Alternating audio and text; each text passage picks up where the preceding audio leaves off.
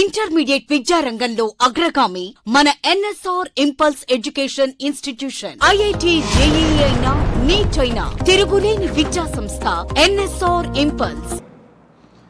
Continuation to the last class, that is the transport of respiratory gases. Of that, first one is the O2 transportation. In transport of respiratory gases, the first type of the respiratory gas transport is O2 transportation. Definitely O2 have to be transported from the alveoli to the tissue. Then in how many ways oxygen is transported from the lung to the tissue means in two ways oxygen is transported from the lung to the tissue. One is as dissolved state, as the dissolved state. Second one is by RBC. So definitely through the RBC and in dissolved form, this oxygen is transported from the lung to the tissue. Then how much percent of the oxygen can be transported in dissolved state means only 3%. Only 3% of oxygen is transported in dissolved state because oxygen is very slowly dissolves in water. Very little amount of the oxygen can be dissolves in the water. So that only 3% of oxygen can be transported in dissolved state from lung to the tissue. Remaining 97% of oxygen, 97% of oxygen is transported through the RBC in the form of the oxyhemoglobin. In the form of the oxyhemoglobin through the RBC or by the RBC, 97% of oxygen gets transported from the lung to the tissue. Then in RBC, hemoglobin is present. Hemoglobin is present. This is the red colored pigment. This is the red colored pigment. This hemoglobin is responsible to carry oxygen from the lung to the tissue. Definitely through the RBC means inside of RBC hemoglobin is present. That hemoglobin is responsible to transport, to carry oxygen from the lung to the tissue. Normally hemoglobin, whenever it is not bounded with the oxygen, in such case hemoglobin is purplish, bluish red in color. Whenever this hemoglobin is not bounded with oxygen, whenever it is in free state, that is purplish bluish red in color. But whenever that is combines with oxygen, then that becomes dark red in color. That becomes dark red in color. Again,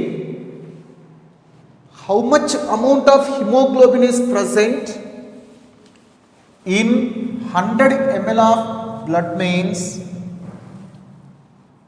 in 100 ml of blood, about 12 to 16 grams of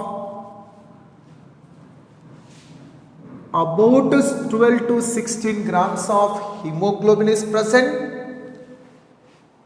In the case of the healthy person,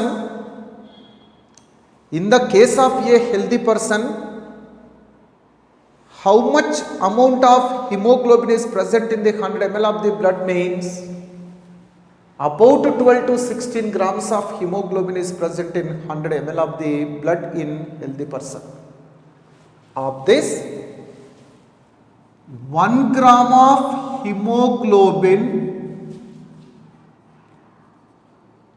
can carry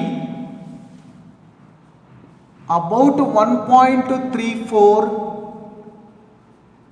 ml of O2. 1 gram of hemoglobin can carry about 1.34 ml of O2 to the tissue. Definitely, before going to the oxygen transportation, at first you have to know what is the structure of hemoglobin. How that kind of the oxygen is combines with the hemoglobin means, when we observe the structure of hemoglobin,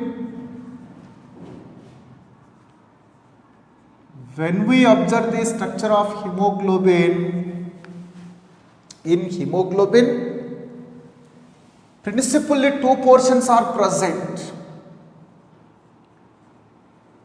In hemoglobin, principally two portions are present.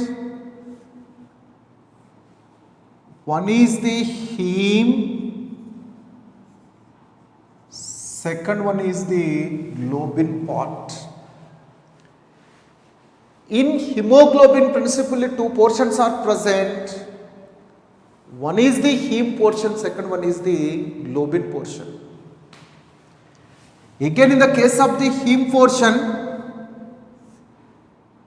two sub portions are present.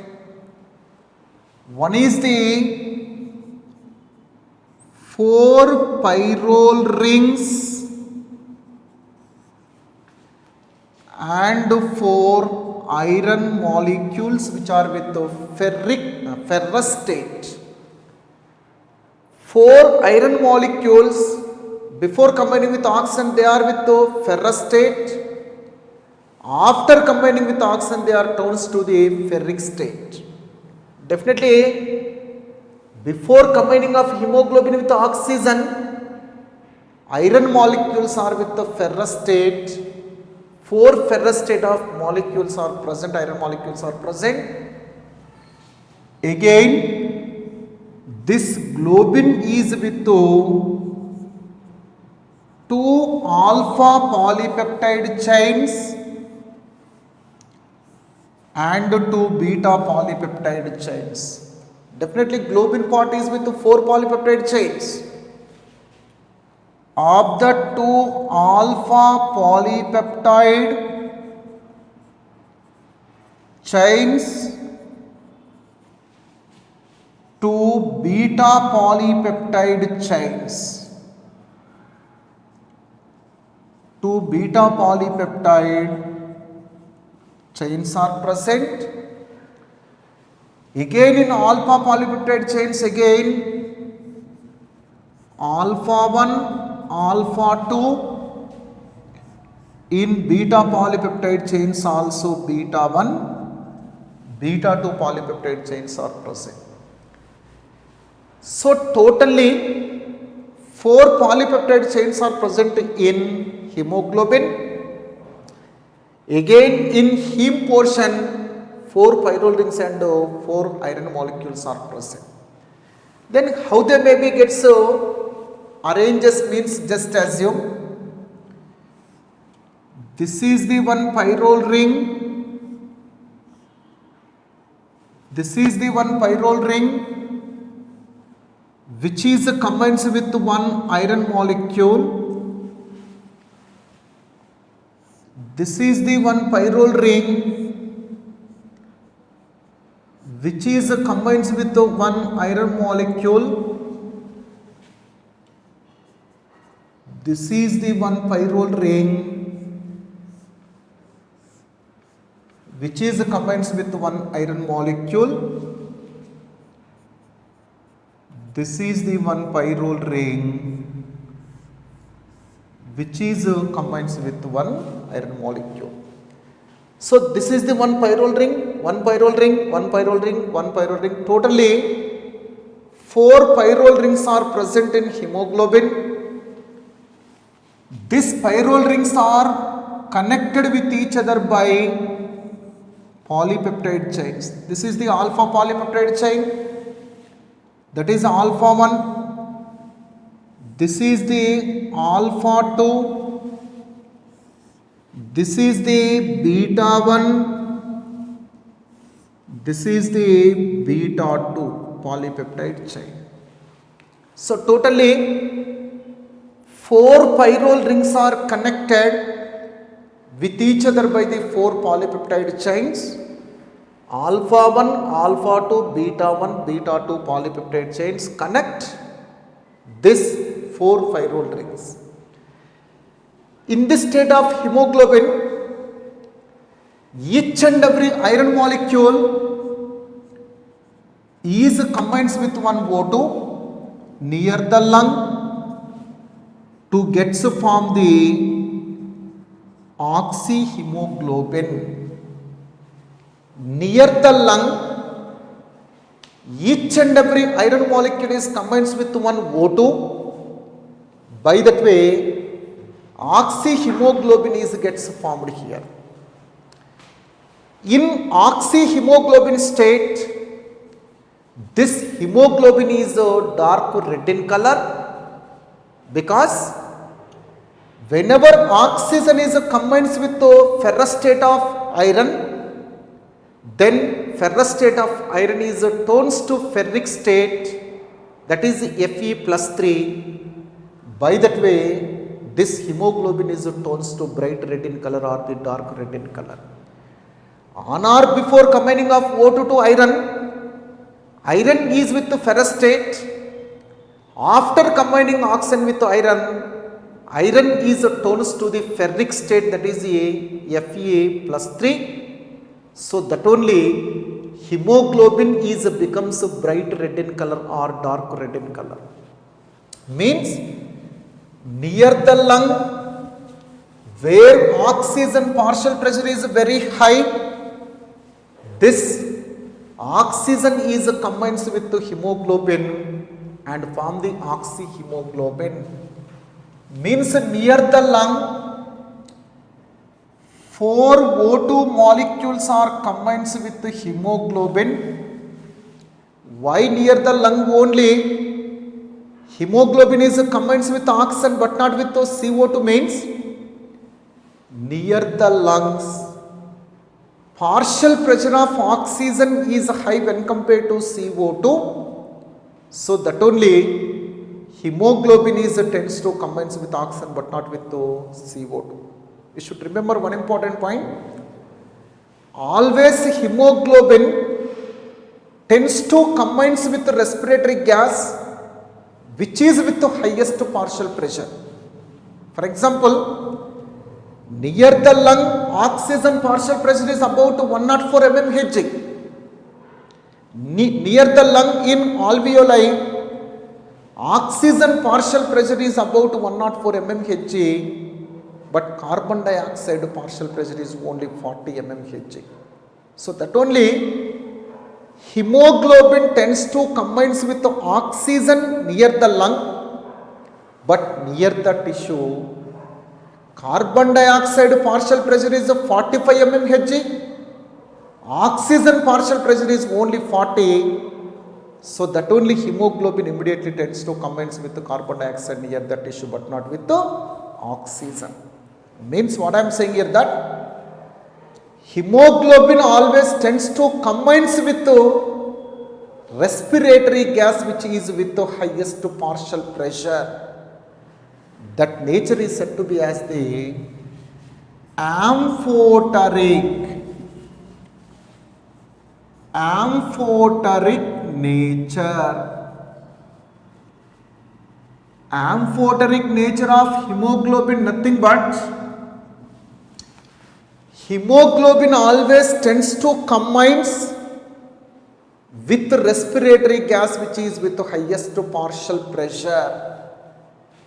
Near the lung, O2 partial pressure is greater, so that only hemoglobin is combines with oxygen near the lung to form the oxyhemoglobin. Near the tissue, CO2 partial pressure is greater than oxygen, so that only hemoglobin is combines with the carbon dioxide near the tissue and form the carbaminohemoglobin. In that way, near the lung, 4 O2 molecules are combines with a single hemoglobin in an reversible manner,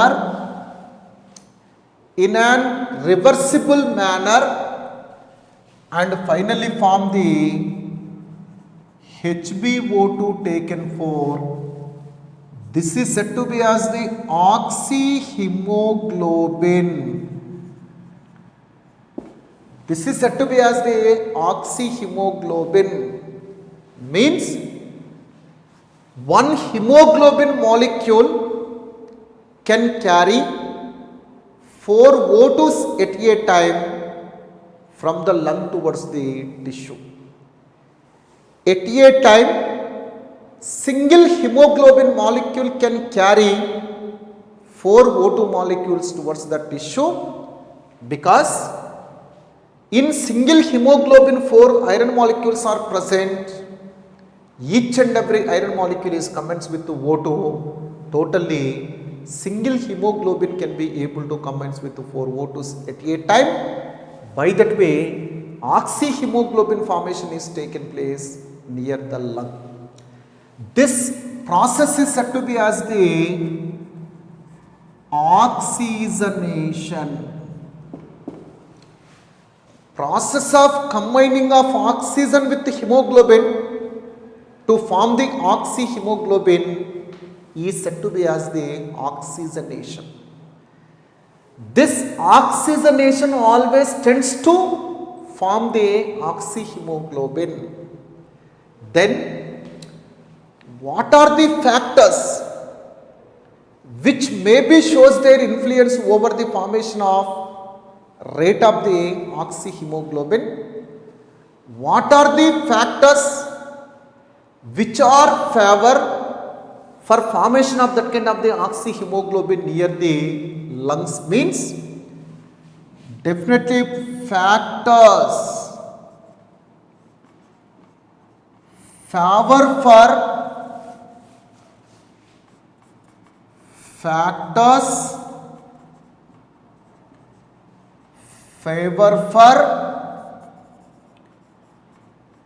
formation of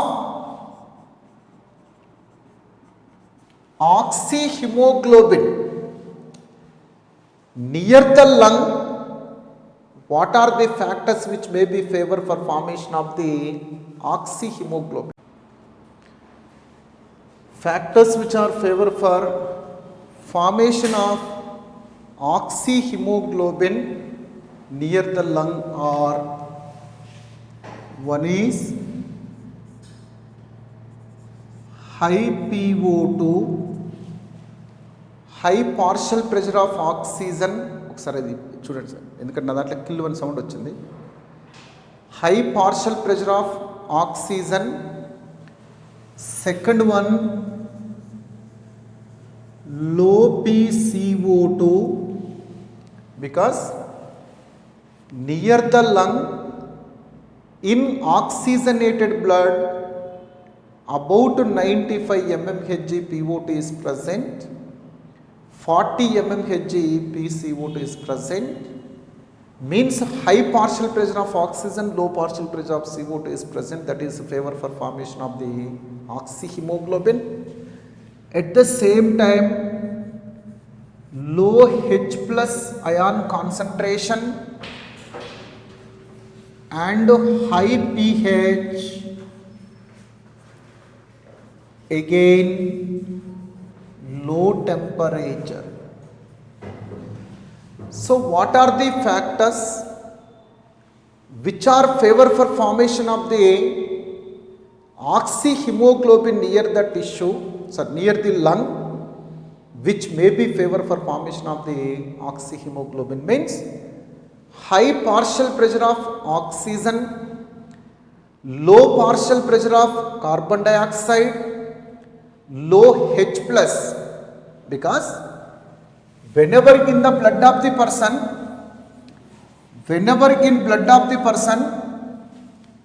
CO2 is low, then low amount of CO2 is dissolves in water and form the H2CO3. That H2CO3 is immediately combines with immediately dissociated into H plus and HCO3 minus. Means highest amount of CO2 if it is present, highest amount of carbonic acid is formed, highest amount of H plus ions are releases. If H plus ions are increases in concentration, acidity is increases in the blood, then pH maybe gets decreases. But if the CO2 is low, very few H plus ions are gets releases into the blood of the person. By that way, this pH of the blood of the person is high. So that only low H plus if it is present, pH is becomes greater. If the acidity is very less, automatically pH of the blood is gets increases. So that only high partial pressure of oxygen, low PCO2, low H plus, high pH, low temperature are the factors which are favor for formation of the oxyhemoglobin near the lung. After getting the formation of oxyhemoglobin, this oxyhemoglobin is reaches to the tissue, that is reaches to the tissue. Near the tissue, all these factors are completely opposite. So that only oxyhemoglobin is dissociated into oxygen and hemoglobin to supply the oxygen to the tissue. Definitely near the tissue, this oxyhemoglobin is dissociated into oxygen and hemoglobin. Then what are the factors which are responsible for the dissociation of oxyhemoglobin into oxygen and hemoglobin near the tissue? Means factors which favor for dissociation of HbO2 taken 4 into hemoglobin into 4O2 means near the tissue, low partial pressure of oxygen is present. Definitely in the tissue, partial pressure of oxygen is only 40 mmHg. So that only low partial pressure of oxygen tends to or induces dissociation of the oxyhemoglobin into oxygen and hemoglobin. Second, near the tissue, high partial pressure of CO2 is present. In the tissue, CO2 partial pressure is 45 mmHg. Oxygen partial pressure is only 40 mmHg. So that only high PCO2 is present. If the CO2 is high, H plus ion concentration is also high.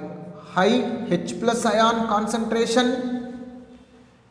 If the H plus ions are greater, more and more number of the H plus ions are releases into the blood. Acidity of the blood is increases. By that way, pH is gradually decreases. In higher H plus ion concentration, acidity of blood is gets increases, by that way pH of the blood is decreases. That is the low pH. Again, near the tissue, due to the continuous metabolic activity, due to the continuous oxidation, energy is gets releases. By that way certain amount of the energy is gets transformed into heat, so that only near the tissue temperature is greater. Definitely in the tissue continuously oxidation is going on. Due to that kind of the oxidation, definitely this energy gets releases in the form of the heat, means near the tissue highest temperature is present. That high temperature is also responsible for the dissociation of oxyhemoglobin into oxygen and hemoglobin. Next to high temperature. Definitely high temperature means what are the factors which are favor for dissociation of oxyhemoglobin into oxygen and hemoglobin near the tissue, means low PO2, high PCO2, high H plus ion, low pH, high temperature are favor for the dissociation of oxyhemoglobin into oxygen and hemoglobin. By this, whatever the oxygen which is releases, whatever the oxygen which is unloaded from hemoglobin, that is later transferred to the tissue, that is later supplied to the tissue for its utilization. You should remember, very important in NEET examination point of view, what are the factors which are favor for formation of the oxyhemoglobin near the lung? What are the factors which are responsible for the dissociation of the oxyhemoglobin into oxygen and hemoglobin near the tissue, means near the lung, high PO2, low PCO2, low H plus, high pH, low temperature are favor for the formation of oxyhemoglobin. This is near the lung. Near the tissue, complete opposite factors to the factors of lung. Complete opposite factors are appears near the tissue to the lung. That is low PO2, high PCO2, high H plus, low pH, high temperature. These factors are appears near the tissue. By that way only, in the presence of this kind of the factors, this oxyhemoglobin is gets dissociated into oxygen and hemoglobin. By that way, this oxygen is supplied to the tissue. Again, definitely CO2 effect, H plus ion effect and temperature effect must be there on the dissociation of the oxyhemoglobin into oxygen and hemoglobin. The effect of CO2, effect of the H plus ion, effect of the temperature on dissociation of the oxyhemoglobin into oxygen and hemoglobin is said to be as the Bohr effect. This is said to be as the Bohr effect. What is the Bohr effect means? Near the tissue, high partial pressure of carbon dioxide, high H plus ion concentration, high temperature is present. This high PCO2, high H plus, high temperature must be shows its influence over the dissociation of oxyhemoglobin into oxygen and hemoglobin. That effect is said to be as the Bohr effect. The effect of CO2, effect of H plus ion, effect of temperature on dissociation of the oxyhemoglobin into oxygen and hemoglobin is said to be as the Bohr effect. Again, to betterly analyze the effect of H plus, effect of CO2, effect of temperature on the dissociation of the oxyhemoglobin into oxygen and hemoglobin. What are the curves which are betterly helpful to us to betterly explain the effect of the CO2, H plus and temperature on the dissociation of oxyhemoglobin into oxygen and hemoglobin? Means oxyhemoglobin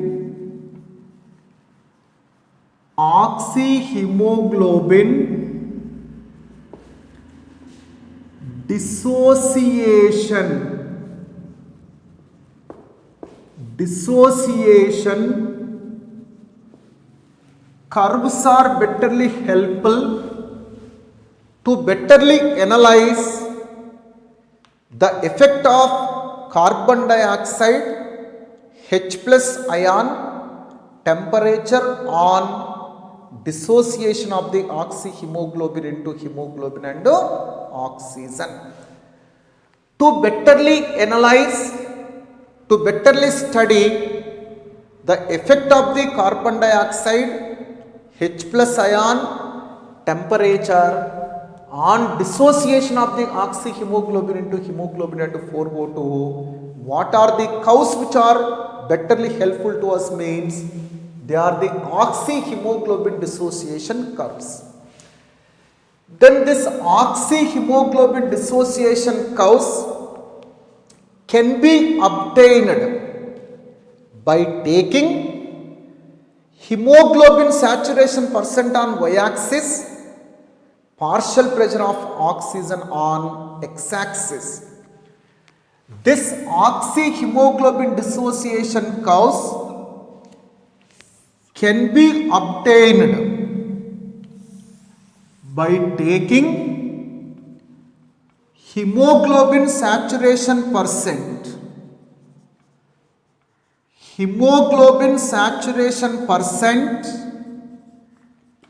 on y-axis, partial pressure of oxygen on x-axis. By taking hemoglobin saturation percent on y-axis, partial pressure of oxygen on x-axis, if we can plot a curve, that kind of the curves are said to be as the oxyhemoglobin dissociation curve. By taking hemoglobin saturation percent on y-axis, partial pressure of oxygen on x-axis, if we can plot a curve, that is said to be as the oxyhemoglobin dissociation curve. Definitely, before going to the details of oxyhemoglobin dissociation curve, at first you have to know what is the hemoglobin saturation percent. What is the hemoglobin saturation percent means? Just assume if to 1 hemoglobin 4 O2 molecules are available, then that leads to formation of oxyhemoglobin. Means to 1 hemoglobin 4 O2s are available, then that hemoglobin is 100% satisfied by combining with 4 O2s.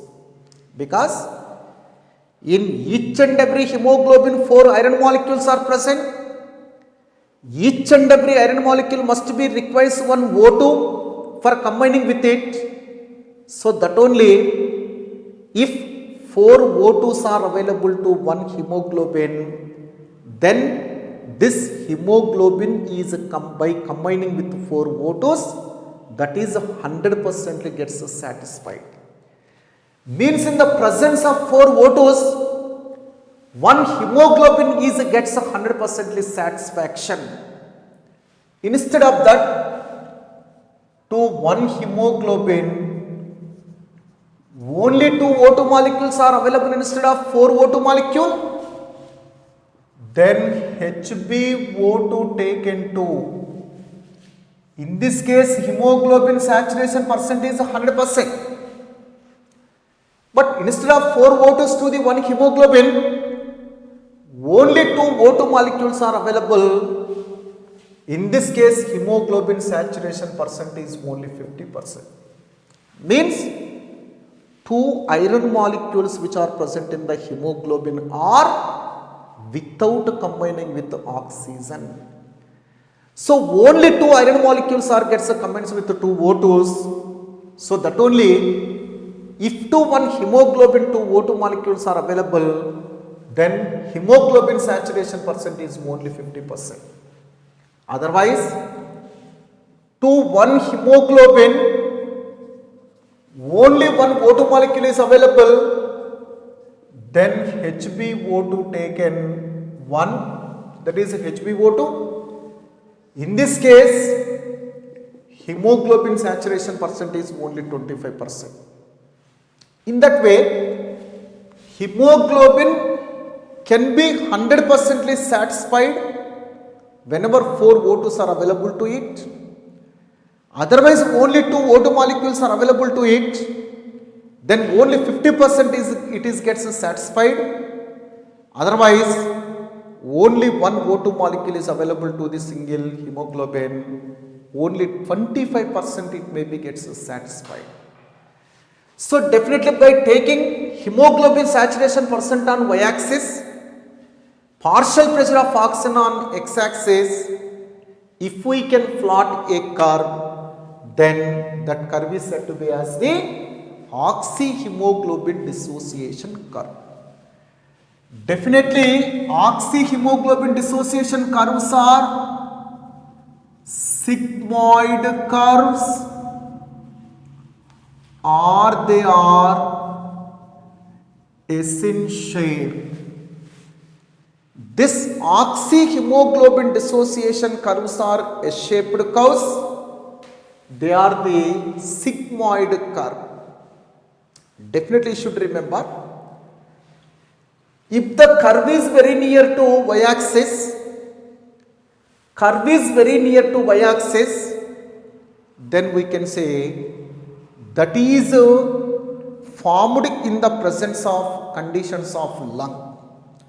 For example, in this case, these are the 3 curves. This